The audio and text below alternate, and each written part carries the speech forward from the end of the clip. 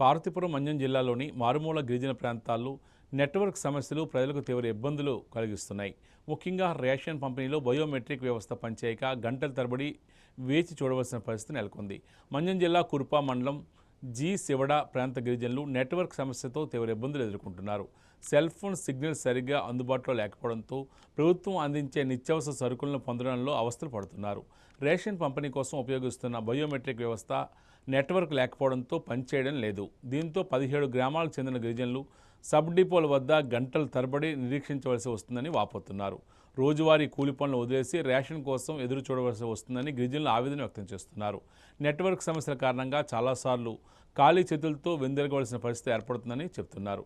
ఈ నేపథ్యంలో గతంలో అవస్థలు చేసినట్లుగా ఇంటి వద్దకే రేషన్ పంపిణీ చేయాలని లేదా నెట్వర్క్పై ఆధారపడని ఆఫ్లైన్ విధానంలో సరుకులు అందించాలని గిరిజనులు ప్రభుత్వాన్ని కోరుతున్నారు.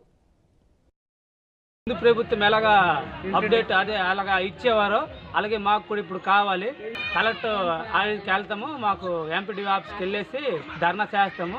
ముందులాగే మాకు కూడా కావాలి, లేదంటే మాత్రము బాగోదు. అది ఎంఆర్ఓ ఆఫీస్కి వెళ్తాము. మరి ఇలాగైతే అవుతుంది. తెల్లవారు 8 గంటలకు వచ్చి ఇప్పుడు సాయంత్రం 5 గంటలు అయిపోతుంది. ఏ అధికారి పట్టించుకోవడం లేదు అంటే సిగ్నల్ అని పెంచండి, లేదంటే ఆఫ్లైన్ ఇంటింటికి డోర్ డెలివరీ చేయండి, లేదంటే మాత్రం సేల్స్ మెన్కి మీరు రేట్ చెప్పుకుంటారో మాకు తెలియదు. కానీ 8:30కి వచ్చాము, మీరు కరెక్ట్ అదే టైంకి ఆఫ్లైనే మాకు ఇవ్వండి.